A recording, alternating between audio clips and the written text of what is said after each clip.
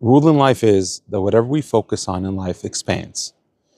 If you focus on your long-term goals, they will expand. If you focus on short-term pleasure, that will expand as well. How when Yitzhak had the camels with Rivka coming to meet him the first time, so it says that Yitzhak noticed the camels. And it doesn't say Yitzhak noticed Rivka was a beautiful girl. On the contrast, when Esav, he met Yaakov, it says that he noticed the woman. He didn't notice, that was the first thing, he first noticed the woman of Yaakov. That a person, he has the things that he focuses on is according to what your heart and your passions are. Where is your heart in? We know the pasuk says you can't go, don't stray after your eyes, but first it says Lo taturu acharei levavchem v'acharei einechem. Don't go after your heart and then don't go after your eyes. You know why? Because the eyes go after where the heart is. Esav, to him, woman is a very important thing. It's something that how the beauty is, it takes over a lot. You know, you have sometimes in marriages, you could ask the husband, you know, what do you like about the wife? And he says, well, she's attractive, she's beautiful, she's cute. Everything is A, B, C. She's a darling. So all the things have to do with how she looks. But sometimes as life goes on, a woman doesn't want to hear that. She wants to hear that I'm loved for the fact that I'm the best mom for my kids and that I'm dedicated. And what a person's in his heart, that's what he sees. That's our choice. It's what we call in coaching focus auditing. We could decide what we focus on, and if we have control and can regulate that, then we could control our anxiety, we could control how we feel about things and keep our state of mind in a much better place. Before a person goes to sleep, one of the things that can help him the most to go to sleep and have a good night's sleep is a gratitude journal, is to write down all the things in his day that brought him joy and brought him meaning.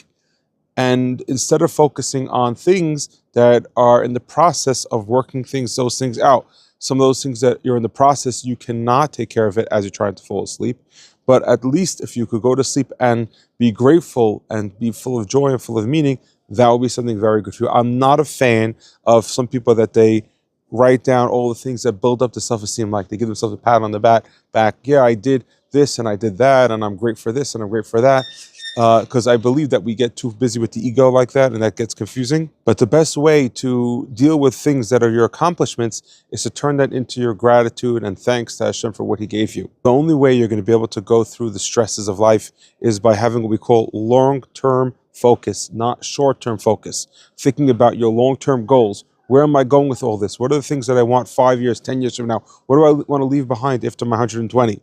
Every time I go to America, I try to go to Marshall's to try to buy things at good prices. And I always go there and I look at the home goods and I see, I never walked into home goods. And I wonder, like, because I look at that and I say, look at Marshall's split into two parts. There's like the shopping part of the clothing and there's the home goods part. And I say, look at how funny that is. How come so much of the store ratio is at home goods? And then I answered to myself, you know why? Because I live in Israel. There's no reason why I'm going to walk into the home goods store because I'm not bringing any of that stuff with me to Israel.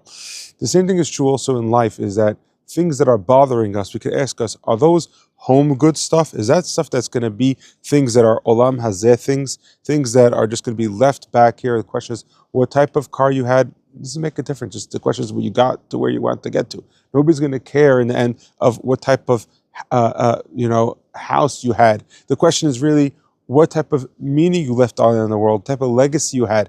And when you're a person who's the person who's looking for the things that you're going to take with you, like going to Israel, it's like I take my clothes with me. So then you have a different mindset. What are those things? And that'll take much more space of your mind. We have those things with us. We think about the soul, and we think about what we want to leave on and long-term goals, 5 years now, 10 years from now, 15 years from now. What can I do that it do an impact even after I die? Then we could have a much better way of calming ourselves down and sleeping well and dealing with the different stresses that life gives us.